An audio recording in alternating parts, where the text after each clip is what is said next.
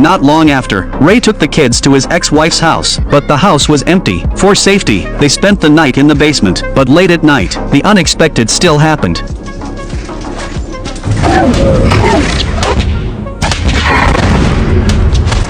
Is the lightning back? No, this is something else.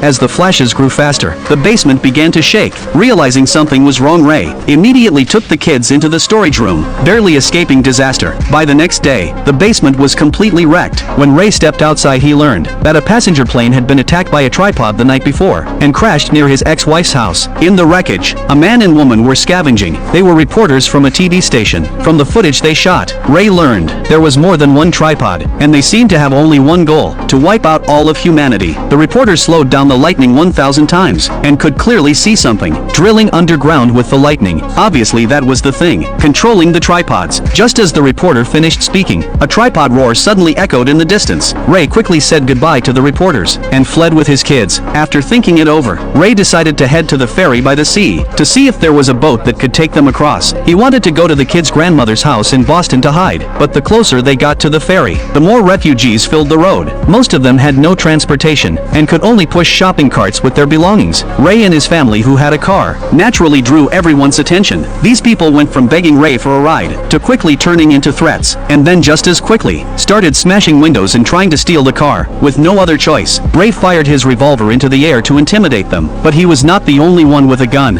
In the chaos, Mary screamed. Ray turned around, and a man in a suit was pressing a gun to his forehead. Seeing that, Ray had no choice but to give up the car, but the suited man who got the car did not drive far before he was shot by the next person, and the next person met the same fate. This cycle of killing continued until the car was completely destroyed. After losing the car, Ray and the two kids had no choice but to move with the refugees. When they reached a railroad crossing, the barrier suddenly dropped, and then a real train rushed past in front of them. Clearly now all transportation was no longer safe, and it was not just because of the tripods, but more because of humans themselves. Soon Ray and the kids reached the ferry, which was already packed with people. A cargo ship was docked at the shore. Soldiers were organizing refugees to board in order, but at that moment, a flock of frightened seagulls flew toward the sea. Looking in the direction they came from, Ray saw in horror a tripod approaching the ferry. No one knew who started running first, but like a chain reaction, the crowd erupted into chaos. Luckily, Ray and the kids were at the front and managed to board the cargo ship, but just as the ship left the ferry,